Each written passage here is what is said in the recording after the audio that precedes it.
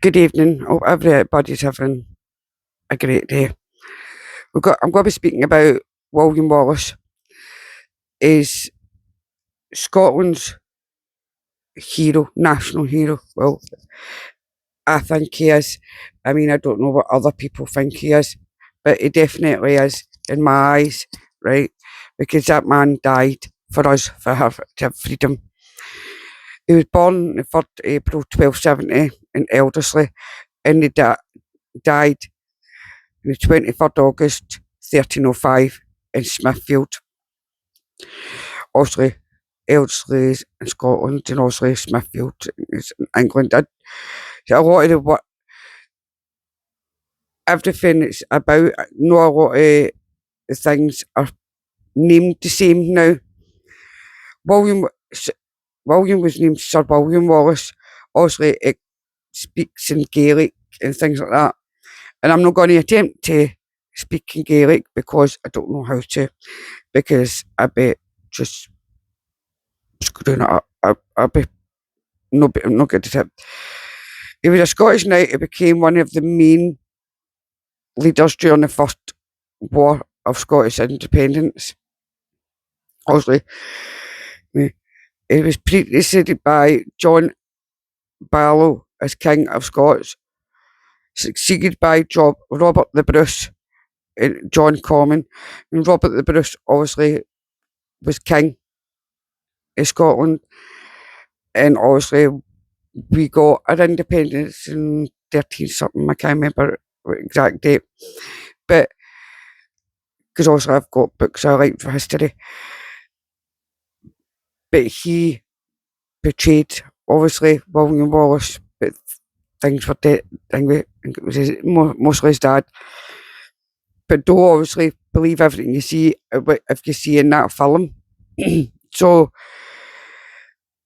he was born in 1217 Elderslie, Renfrewshire, Scotland, according to tradition, and died on 23rd August, as I said, and he was aged 35, Smithfield, London, England. I don't know if in England it's still called that.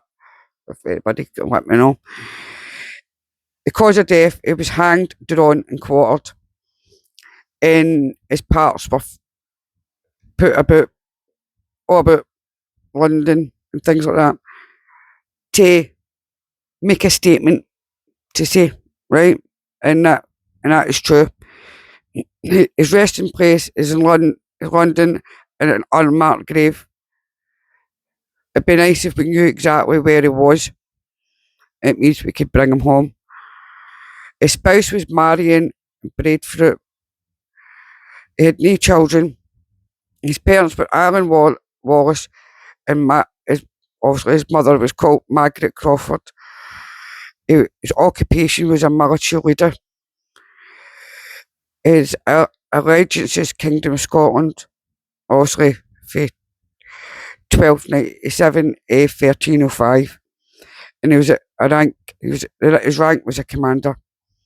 His battles and wars was First War of Scotland Independence, action at Lanark, raid in Scone, Battle of Stirling Bridge, Battle of Falkirk, and Battle of Hatbrew. And he won so many, and something I'm really, really proud of. I mean, when you hear, as I said, when you watch the film, it's very heartbreaking, really heartbreaking to watch, because it portrays him in English. I mean, in that film, to be honest with you, it's like see the person that drops on the table. That's my grand's cousin. So it is. He's an actor. He's been in quite a lot of films and movies at the time. But obviously, along with Andrew Murray, Wallace defeated an English army at the Battle of Stirling Bridge in September 1297. He was appointed Guardian of Scotland and served until his defeat at the Battle of Falkirk in July 1298. In August 1305, Wallace was captured in Rob Royston near Glasgow and handed over to King Edward I of England. It was nasty, nasty. Who had him hung, drawn and quartered for high treason and crimes against English civilians. To be honest with you, eh, the English back then were brutal, brutal, and what they done was and women and everything. They're soldiers. That's what they literally did to our women here and everywhere. That's what they did. Just remember that. I mean, since his death, Wallace has obtained a legendary status beyond his homeland. He is the protagonist of Blind Harry's 15th century epic poem, The Wallace, and the subject of literacy works by Jane Porter and Sir Walter Scott, and of the Academy Award winning film Braveheart. That's when I was telling you my cousin was in.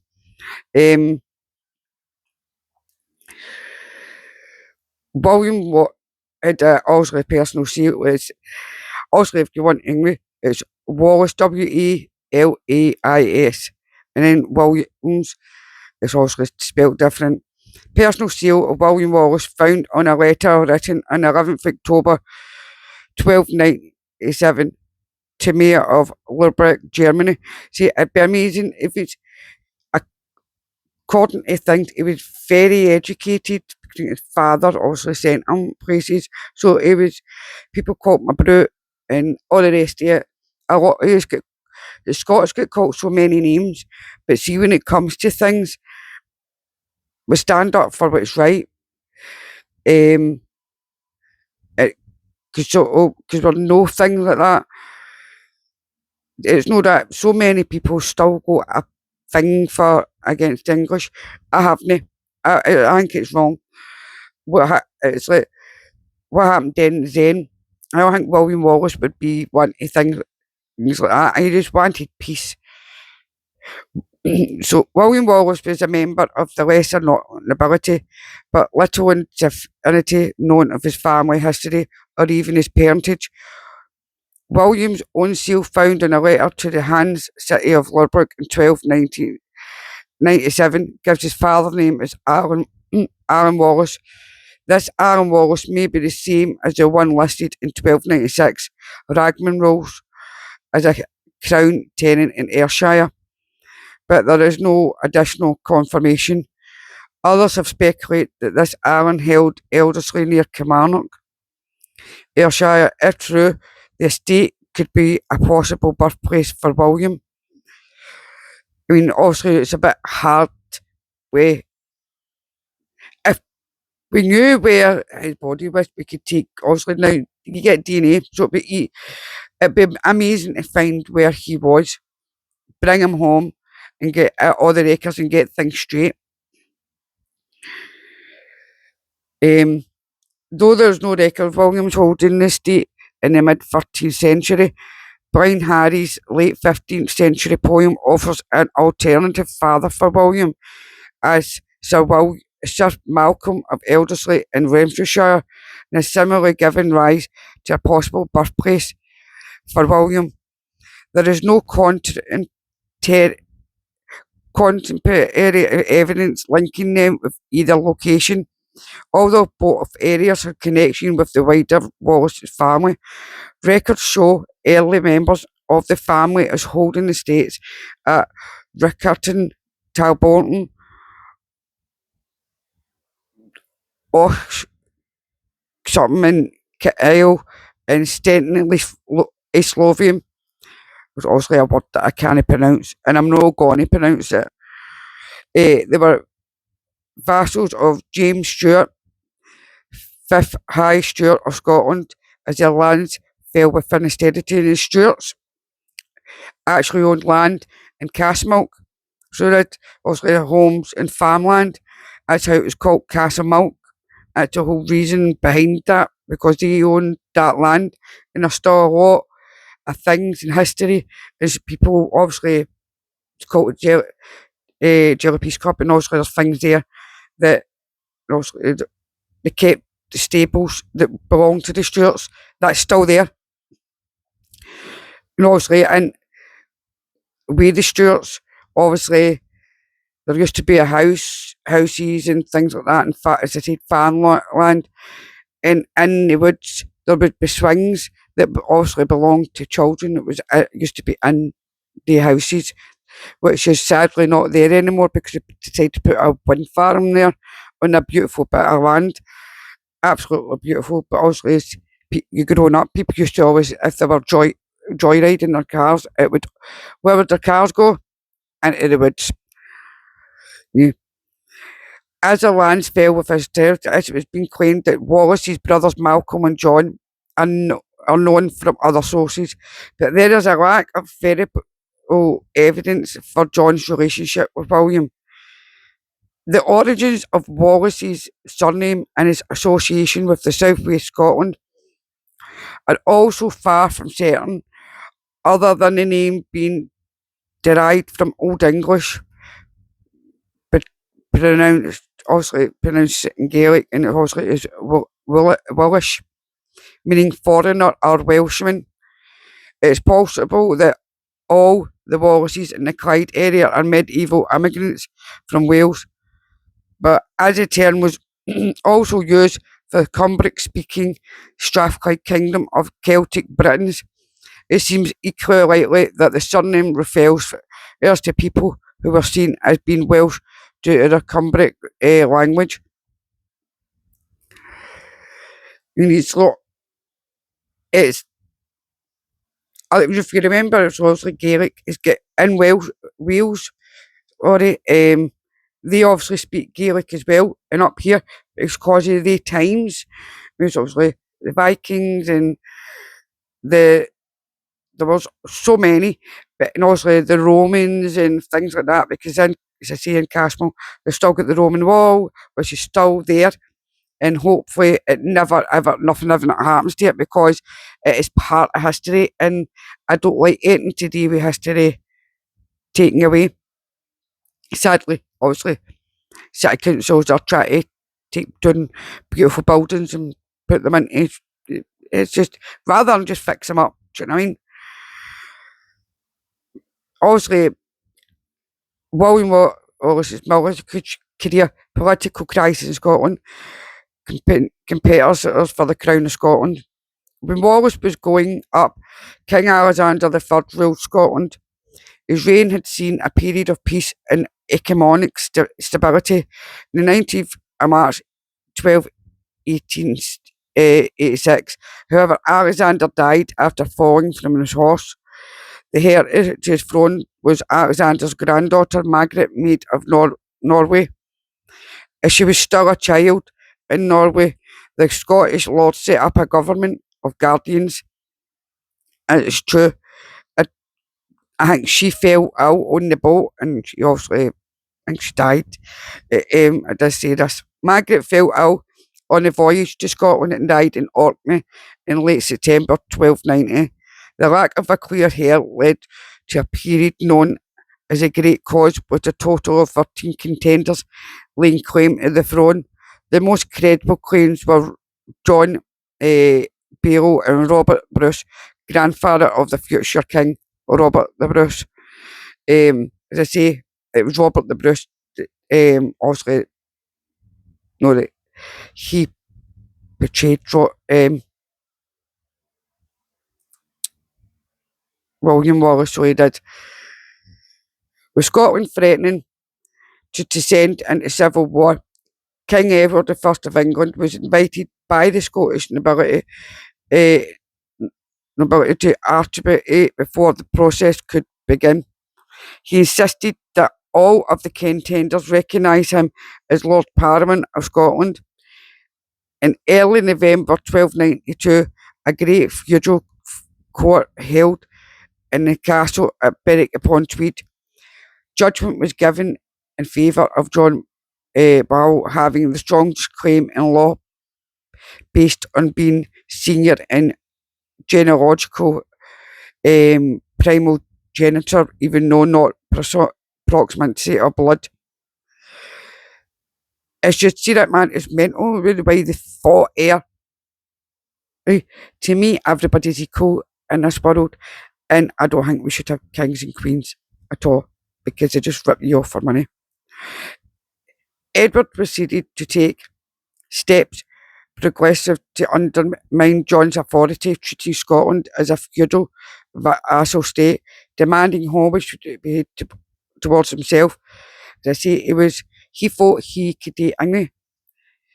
I do think Scotland should become free. For England should become free. Wales, Ireland, Northern Ireland, I think they all should be independent because I don't believe it obviously the British is, there's Scotland, England, Wales, because obviously British is to do with the monarch. And if you were to say that to William Wallace or Robert the Bruce, they would tell you exactly the same. But at the moment, we need to deal with the problems that we have because you think they fought for our freedom and the freedom we have is the governments now are trying to attempt to take it off us here in the UK, which is absolutely ridiculous. It's like everybody has freedom of speech. They just don't want you to. Anyway, you should know your common law rights. Know that. Always know your common law rights. So, also Edward the First demanded homage to be paid towards himself and military support in his war against France. Evening summoned King John Barlow to stand before the English court as a common plaintiff. The Scots soon tired of their deeply compromised king, and the direction of affairs was allegedly taken out of his hands by the leading men of kingdom, who appointed a council of 12 and practiced a new panel of guardians at Stirling in 1295. They went on to conclusive a treaty of mutual assistance with France, known in later years as Old Alliance. In retaliation for Scotland's treaty with France, Edward I invaded, storming Berwick upon Tweed and commencing the Wars of Scottish Independence. He just wanted everything. I mean, the English kings were brutal. It's like the king now. He is not our Scottish king. Not a Scottish. And if you ask anybody in England, he's not theirs either. Because they'll tell you when the Queen died that he's wrong. He's betrayed obviously this country. And you don't do that. You're supposed to protect your country and not betray it. And that's where the Lords should come in and take obviously out because you can dissolve Parliament. And I could talk about that, and then I'll talk about that in another video because it's too long. The Scots were defeated at Dunbar, and the English took Dunbar Castle on the 27th of April 1296. Edward forced John to abdicate, which he did at Strathcrow near Montrose on the 10th of July 1296. Here the arms of Scotland were formally torn from John's surcoat, giving him the abiding name of Tomb Tower, Empty Coat. In July, Edward had instructed his officers to receive formal homage from some 1,800 Scottish nobles, many of the rest being prisoners of war of that time. Silent years prior to the Wars of Independence, some historians believe Wallace must have had some earlier military experience in order to lead a successful military campaign in 1297. See, you don't, because if you're standing up for your country, do you think you need military experience? If you think something's gone wrong in your country, what would you do? Would you not stand? Obviously, me, I'm sitting, but would you not stand up for what's right? It doesn't matter if you're been military trained or not. You get people together and you stand as a collective, united rather than divided, and come against people like this. Because even then, it was brutal. Now it's worse because they've got all these things, and so campaigns like Edward the First of England's wars in Wales might have provided a good opportunity for a younger son of landholder to become a mercenary soldier. Wallace's personal zeal bears the anchors and sincere, so he may have fought as an anchor in Edward's army.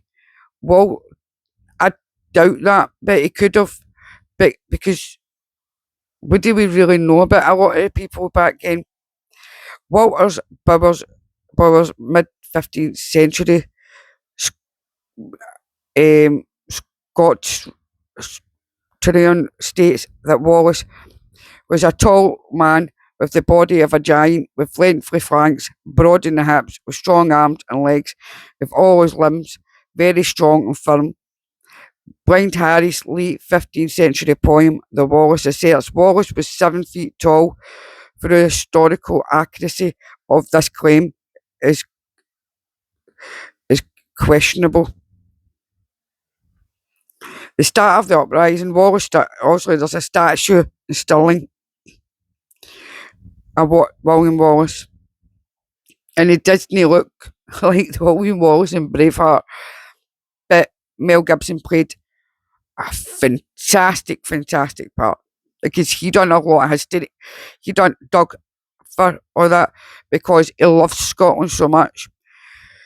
But I'll leave it there because there's obviously so much, and I can come back and read just the last few parts later on. But so if you want.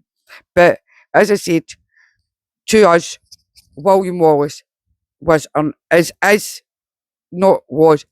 I mean, he still is our national hero. He won. He fought for our independence, and he died for that. For what we shout is freedom. So when you that is why it's because of William Wallace. Obviously, I'll read more at another time.